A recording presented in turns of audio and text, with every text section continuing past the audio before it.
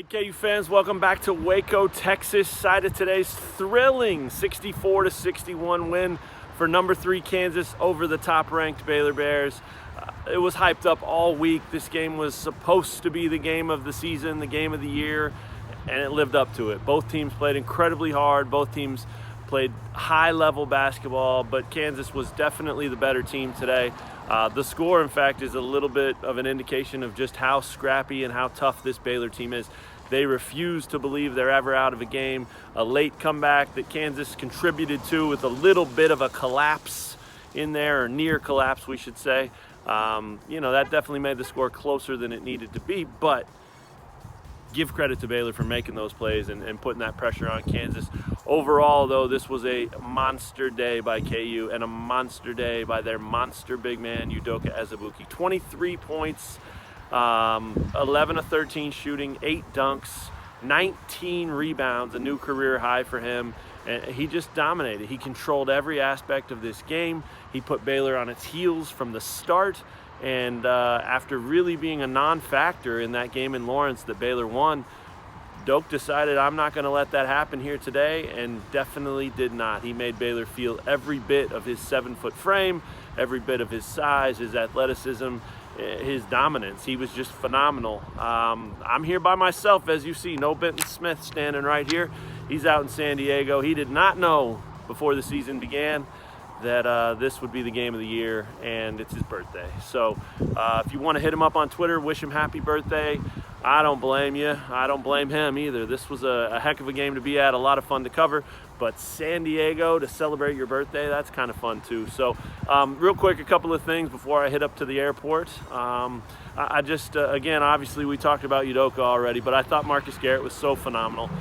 He had 5 turnovers and he didn't shoot the ball real well, but 9 points, 7 assists, and just in total control throughout this game. I mean, when Kansas needs something to go right or to be settled down, Marcus Garrett's the guy with the ball. Marcus Garrett's the guy that finds the little angle, the little crack, something to get things going in a positive direction. Sometimes that's driving to the rim and finding a way to score late clock when there's nothing there.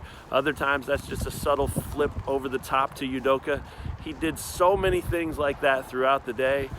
It was a phenomenal showing by him, and I just thought that, regardless of his stats, that's the kind of kid you want to have on your team. That's the kind of guy I want to play with, and everybody would want to see that from their veterans, right?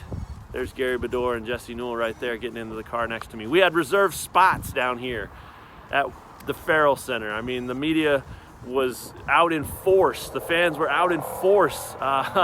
It was incredible. Game day was here. The parking lot was full by 9 a.m. It was one of those days. So the first time I've ever had a reserved media spot down here in Waco, Texas. A couple other things. Devon Dotson, say what you will about his shooting numbers and his overall contributions.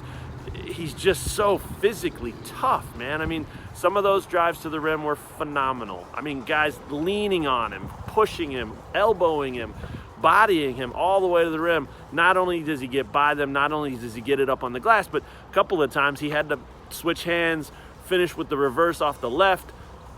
One was a runner floater thing off the left hand. I mean, the guy was phenomenal today.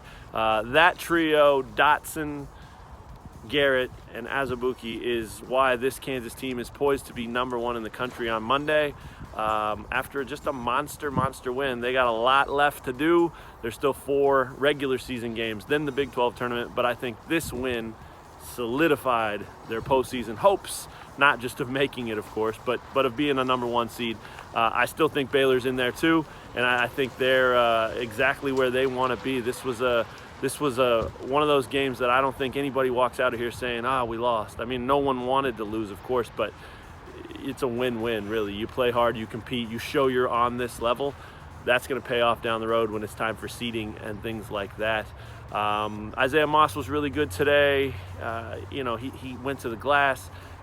He went to the rim, put it down on the ground. You don't always see him do that, but it was really a theme for him today. He just talked about being aggressive and wanting to be aggressive. He had to do that when he was guarding Jared Butler, and he was. I mean, it wasn't perfect, and there were a lot of times where he let Butler get loose, but overall, with Garrett in foul trouble and Moss on him, he had to hold his own, and he did enough for Kansas to maintain control and maintain that lead. They led by 11 at one point in the second half, and then that thing got all the way down to 1 late there with a couple of KU turnovers and the near collapse that I mentioned. But they found a way, man. Moss stepped to the free throw line, knocked down 2 big shots, and then Devon Dotson's defense on Butler on the final shot that could have tied it.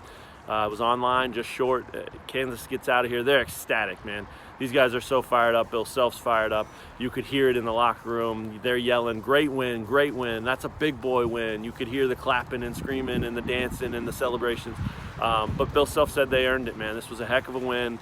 And he said those guys should feel really good about themselves. So Kansas improves to 24-3 overall and tied with Baylor now at 13-1 at the top of the conference standings with 4 games to go.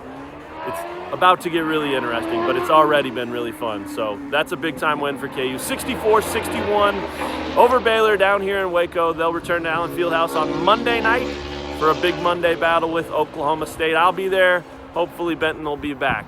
We miss him. But hit him up on Twitter, @BentonASmith, if you want to wish him happy birthday. Thanks for checking out today's KU Sports Extra. We'll talk to you guys again real soon.